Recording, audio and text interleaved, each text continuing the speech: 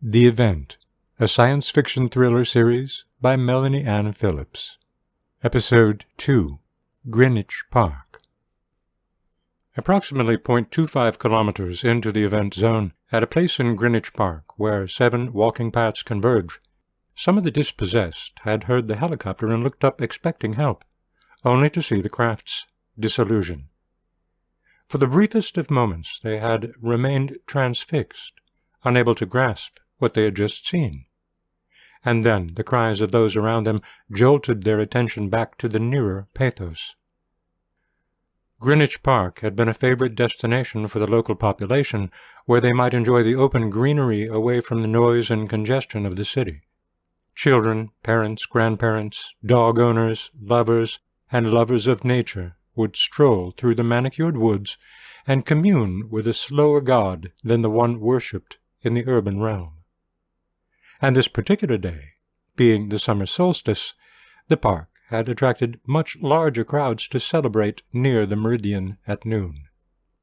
Of these, many were writhing in agony, especially those elderly folk who were now absent their hip and knee replacements, many of whom had fallen hard.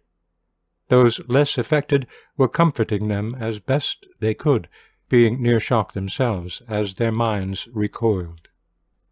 Dogs, sounds, collars, or leashes ran wildly, driven into a frenzy by the screams of their owners. Some, of the more aggressive nature, tore into others of their kind, and one attacked his master who had previously treated him poorly. A few ran off into the woods, but most remained by the side of those they loved, whimpering pitiably. Babies in buggies had fallen to the ground, though none were seriously injured. One infant being carried in a backpack, however, had hit a rock and was no longer moving, his parents stunned, grieving, and holding his limp body tight against their naked ones. Please note that this report does not include the most graphic descriptions of the injuries, nor linger on the horrendously painful emotions suffered by the victims. Only the minimum details necessary to convey the magnitude and depth of the tragedy are documented, so that we might better prepare.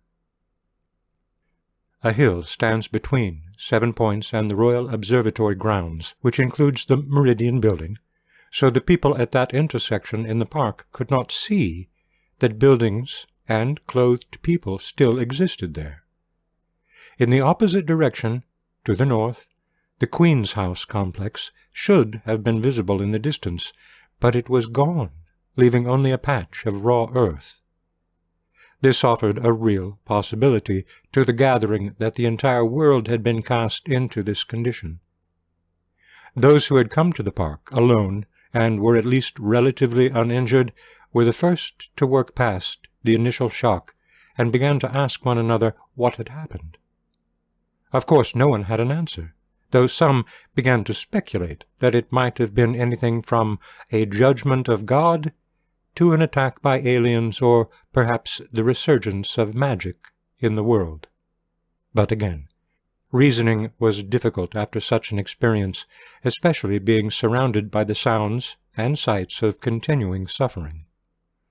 One man, physically fit and in his prime, set off toward Observatory Hill, having considered that the helicopter had existed after they themselves had been struck, so perhaps help might be found in that direction. Another slightly less fit man followed him, striving to keep up. An able-bodied and young athletic woman began to jog in the other direction, toward where the Queen's House had been, in the hope of finding assistance toward the city at large. But by and large, most of the people huddled together, staying close to their loved ones, and believing that their best chance of rescue was to remain where they were. Please note that the entire park scenario just presented is taken from a single account from the only known survivor who claims these as his experiences. There is no reason to doubt his story, though, being uncorroborated, the details likely diverge in the specifics. Still in all, this and the accounts to follow provide our best insight into the personal experiences beyond the more logistic overviews already well covered in several substantial studies and volumes. The healthy man soon arrived at the top of the hill, closely followed by his less toned companion. There they saw that half the prime meridian building and all other edifices to the west were missing. Those who had been on the second floors of the vanished buildings had fallen some 20 feet from their offices into the cavities where the basements had been, and almost all lay writhing with one severe injury or another, begging for help. The view back toward the west was blocked by the trees on the hill, but ahead, the buildings, and, more important, the observation deck remained intact. Slowly, working their way, barefoot, from the raw dirt and then up along the cobblestones and stairs, they both strode with purpose and dread toward the viewpoint. As they reached the line of small telescopes that had been placed there for the amusement of visitors to the park, they stopped in their tracks. Looking west across an expanse of forest and green patches of exposed earth were littered with thousands of tiny dots, moving, ant-like, where London used to stand. The athletic man dropped to his knees like a marionette. His companion shuddered uncontrollably and wept openly. Read the entire event series in paperback, audiobook, or for your Kindle on Amazon. Your narrator is Don Warrick. The event series is written and copyrighted by Melanie Ann Phillips.